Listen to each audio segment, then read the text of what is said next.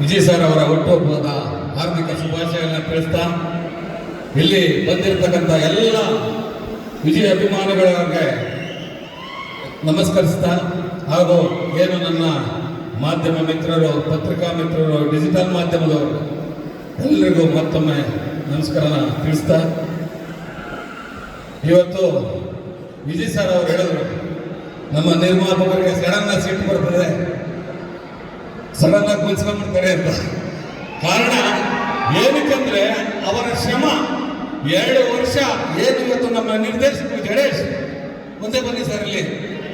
ಏನಕ್ಕಂದ್ರೆ ಇವತ್ತು ನಿಜವಾಗ್ಲೂ ನಾನು 14 ವರ್ಷ ಆಯ್ತು ಸಾರಥಿ ಸಿನಿಮಾ ಮಾಡಿ. ಯಾಕೆ ಸಿನಿಮಾ ಮಾಡಲಿಲ್ಲ ಅಂದ್ರೆ ನೋಡಿ, ದೇವರ ರೂಪದಲ್ಲಿ ಮನುಷ್ಯ ಬಂದ 14 ವರ್ಷ ವನವಾಸ ಆದ್ಮೇಲೆ ಬಂದ್ರು. ಇವತ್ತು ಈ ಒಂದು ಕತೆ ಇಲ್ಲ ಬಟ್ ಯಾಕೆ ಹೇಳ್ತೀನಿ ಅಂದ್ರೆ ಸರ್, ನಮ್ಮ ವಿಜಯ್ ಸರ್ ಅವರ ನಿಜವಾಗ್ಲೂ ಜಡೇಶ್ ಅವರು, ಕ್ಯಾಮ್ರಾಮ್ಯಾನ್ ಸ್ವಾಮಿ ಅವರು ರಾತ್ರಿ 7 ಗಂಟೆವರೆಗೂ ಶೂಟ್ ಇತ್ತು. ಮತ್ತೆ ಮಾರನೇ ದಿನ 8 ಗಂಟೆಗೆ ಹಾಜರಾಗ್ತಾ ಇದ್ರು. ನಾವಿನ್ನ ಎದ್ದು ಮುಂಚೆನೆ ನಮ್ಮ ಸೆಟ್ನಲ್ಲಿ ಶೂಟಿಂಗ್ ನಡೀತಾ ಇತ್ತು. ನಿಜವಾಗ್ಲೂ ಆ ಒಂದು ಶ್ರಮ ವ್ಯರ್ಥ ಆಗಬಾರ್ದು ಅಂತ ಕೆಲವು ಸತಿ ನಾನು ಸಿಟ್ಟು ಮಾಡಕತ್ತೀನಿ. ಅದು ಸಿಟ್ಟಲ್ಲ, 2 ನಿಮಿಷ. ಕಾರಣ ಏನಂದ್ರೆ ನೀವು ನೋಡಿರ್ಬೋದು, ರಿಯಲ್ ಸತೀಶ್ ಅಂತ ಕ್ಲೈಮ್ಯಾಕ್ಸ್ ಮೀಟ್ ಮಾಡಿದ್ರು, ಆಂಧ್ರದವರು, ಹೈದರಾಬಾದ್ನಿಂದ ಬಂದಿದ್ರು. ಅವ್ರು ಹೇಳ್ತಾ ಇದ್ರು, ಏನ್ ಸರ್ ನಿಮ್ಮ ಹೀರೋ ಸರ್, ನಾನು ನಿಜವಾಗ್ಲೂ ಇವತ್ತು ಸುಮಾರು ಒಂದು 25-30 ಸಿನಿಮಾಕ್ಕೆ ಸ್ಟಂಟ್ ಮಾಡೋ ಕೆಲಸ ಮಾಡಿದ್ದೀನಿ, ಯಾವ ವೀರನು ನಾನು ನೋಡಿಲ್ಲ ಸರ್ ಅಂತ ಹೈದರಾಬಾದಲ್ಲಿ ಹೆಮ್ಮೆಯಿಂದ ಸುಮಾರು ಸಭೆ ಪ್ರೆಸ್ ಮೀಟ್ ಮಾಡಿದ್ರು. ಅದಕ್ಕೆ ಸರ್ ಆ ಒಂದು ನಿಮ್ಮ ಶ್ರಮ ವ್ಯರ್ಥ ಆಗ್ಬಾರ್ದು ಅಂತ ಹೇಳಿ ಕೆಲವು ಸತಿ ಮುನ್ಸ್ಕೊಂತ ಇದ್ರು. ಬಿಟ್ರೆ ಏನಕ್ಕಂದ್ರೆ ಕಷ್ಟಪಟ್ಟು ಇಷ್ಟಪಟ್ಟು ಬೆವರು ಸುರಿಸಿ ಮಾಡಿರೋಂಥ ಒಂದು ಸಿನಿಮಾ ಇದು ಎಲ್ಲೂ ಸಹ ಲೋಪ ಆಗಬಾರ್ದು. ಈ ಸಿನಿಮಾ ಎತ್ತಕ್ಕೆ ಹೋಗ್ಬೇಕು ಅಂತ ಹೇಳಿ ನಾನು ಕೆಲವು ಸತಿ ಮುನ್ಸ್ಕೊಂತ ಇದ್ದೆ. ನನ್ನ ಮಿತ್ರ ನಿಜವಾಗ್ಲೂ ಸರ್ ಹೇಳ್ತೀನಿ, ಸರಸ್ವತಿಯ ಪುತ್ರ ಅಂತ ನಾನು ಹೇಳ್ತೀನಿ ಯಾವಾಗಲೂ. ಇವತ್ತು ಒಂದು ನನಗೆ ಒಂದು ಕುಗ್ರಾಮದಿಂದ ಬಂದಂತವ ಬಡ ರೈತನ ಮಗ, ಇವತ್ತು ಆತ ಸರಸ್ವತಿಯ ಪುತ್ರ ಅಂತ ಹೇಳಕ್ ನಾನು ಹೆಮ್ಮೆ ಪಡ್ತೀನಿ. ಇವತ್ತು ಏನೇ ಆದ್ರೂ ಸಹ ಇವತ್ತು ನಾವೆಲ್ಲರೂ ಇವತ್ತು ಏನು ನಮ್ಮ ಇಡೀ ತಂಡ ಇದೆ, ಪ್ರತಿಯೊಬ್ಬರು ಶ್ರಮ ಇವತ್ತು ಈ ಸಿನಿಮಾದಲ್ಲಿ ಕಾಣುತ್ತೆ. ಈ ಒಂದು ಸಿನಿಮಾ ನೀವು ನೋಡ್ತೀರಾ, ನೋಡಿದ ಮೇಲೆ ಹೇಳ್ತೀರಾ ಏನಪ್ಪ 14 ವರ್ಷ ಹೋದ್ಮೇಲೆ ಯಾಕೆ ತರ ಸಿನಿಮಾ ಕೈಗೆತ್ತಿಕೊಂಡ್ರು ಅಂತ. ನಿಜವಾಗ್ಲೂ ನೀವೆಲ್ಲರೂ ಇಷ್ಟಪಡ್ತೀರಾ, ಪ್ರೀತಿಸ್ತೀರಾ.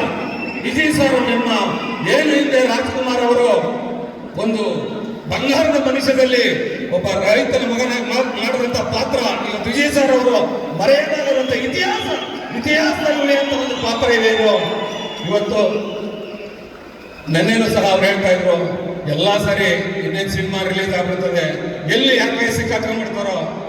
ನಾನು ಅವ್ರಿಗೆ ಹೇಳಿರ್ಲಿಲ್ಲ, ನಾನೊಂದು ಮಾತು ಹೇಳಿದೆ, ಯಾವತ್ತಿದ್ರು ಏನೇ ಆದ್ರೂ ಈ ಸಿನಿಮಾ ಏನ್ ಮಾಡುತ್ತೆ, ಏನ್ ರೆಕಾರ್ಡ್ ಮಾಡುತ್ತೆ ಅನ್ನೋದು ಕೆಲವರು ತೋರಿಸಿಲ್ಲ ಅಂತ ಹೇಳ್ತಿದ್ರು. ಅದಕ್ಕೆ ನಾನು ಹೇಳಿದೆ, ನಾನೇ ಡಿಸ್ಟ್ರಿಬ್ಯೂಷನ್ ಮಾಡ್ತೀನಿ. ನಿಜವಾಗ್ಲೂ ಹೇಳ್ತಾ ಇದ್ದೀನಿ, ಇವತ್ತು 300 ಥಿಯೇಟರ್ಲಿ ಈ ಸಿನಿಮಾ ರಿಲೀಸ್ ಆಗುತ್ತೆ.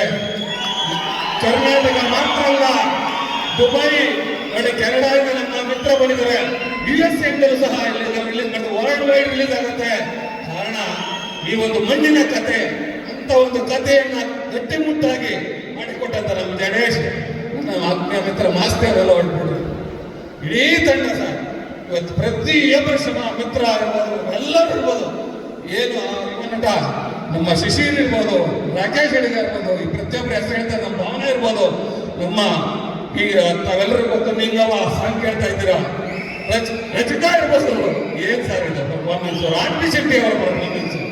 ಇವತ್ತು ನಾನು ಆ ಒಂದು ಪ್ರತಿಯೊಬ್ಬರು ದುಡಿದಂತ ಶ್ರಮ ವ್ಯರ್ಥ ಆಗ್ಬಾರ್ದು ಅಂತ ಹೇಳಿ ನಾನು ಕೆಲಸದ ಸಿಟ್ಟು ಮಾಡ್ಕೊಂಡಿದ್ದೀನಿ. ಕಣ್ಣಾಗಿ ನೀರು ಹಾಕಿ ನಿಜವಾಗ್ಲು, ಯಾಕಂದ್ರೆ 14 ವರ್ಷ ಆದ್ಮೇಲೆ ಸಿನಿಮಾ ಮಾಡಿದೆ, ಅಲ್ಲಿ ನಿಜವಾಗ್ಲೂ ನನಗೆ ತುಂಬಾ ಖುಷಿ ಆಯ್ತು ಸರ್.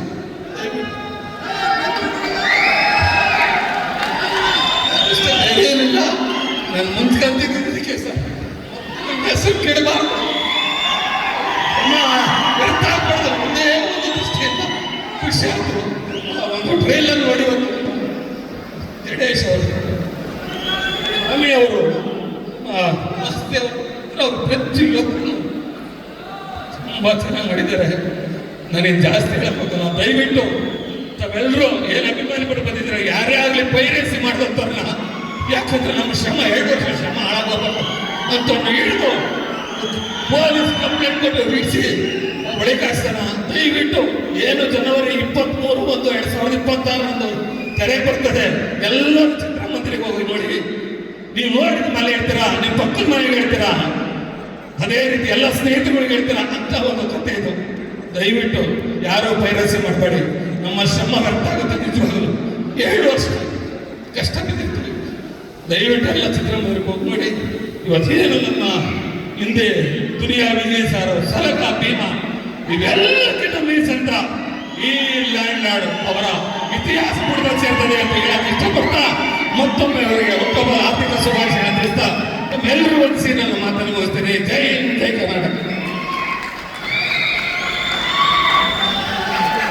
ನೀವೆಲ್ಲರಿಗೂ ಒಂದು ವಿನಂತಿ, ಪೈರಸಿ ಅನ್ನೋ ಕಾಟ ಸಿಕ್ಕಾಪಟ್ಟೆ ಓಡಾಡ್ತಾ ಇದೆ. ಈ ವೇದಿಕೆ ಮೂಲಕ ನಾನು ಸರ್ಕಾರಕ್ಕೆ ಮತ್ತೊಂದು ಸರಿ ಮನವಿ ಮಾಡ್ಕೋತೀನಿ, ಬೇಡ್ಕೋತೀನಿ. ಆ ಪೈರಸಿ ತಡೆಗಟ್ಟೋದಕ್ಕೆ ನಿಮ್ಮ ಕೈಯಲ್ಲಿ ಮಾತ್ರ ಸಾಧ್ಯ. ದಯಮಾಡಿ ಅದನ್ನು ತಡೆಗಟ್ಟಿ ಎಲ್ರಿಗೂ ಪ್ರೊಡ್ಯೂಸರ್ಗಳನ್ನ ಉಳ್ಕೊಳ್ಳೋಂಗೆ ಮಾಡಿ. ಮತ್ತು ನನ್ನ ಎಲ್ಲ ಪ್ರೀತಿಯ ಅಭಿಮಾನಿಗಳು ದಯಮಾಡಿ ಯಾರು ಪೈರಸಿ ನೋಡೋದಿಲ್ಲ ಅಂತ ಕೈ ಎತ್ತಿ ನೋಡಬೇಡಿ. ಒಂದು ಈ ಸಿನಿಮಾ ಲ್ಯಾಂಡ್ ಲಾರ್ಡ್ ಎಲ್ಲರ ಮನೆಯ ಹೋರಾಟದ ಕತೆ. ಪುಣ್ಯಾತ್ಮ ಬಾಬಾ ಸಾಹೇಬ್ ಅಂಬೇಡ್ಕರ್ ಅವರು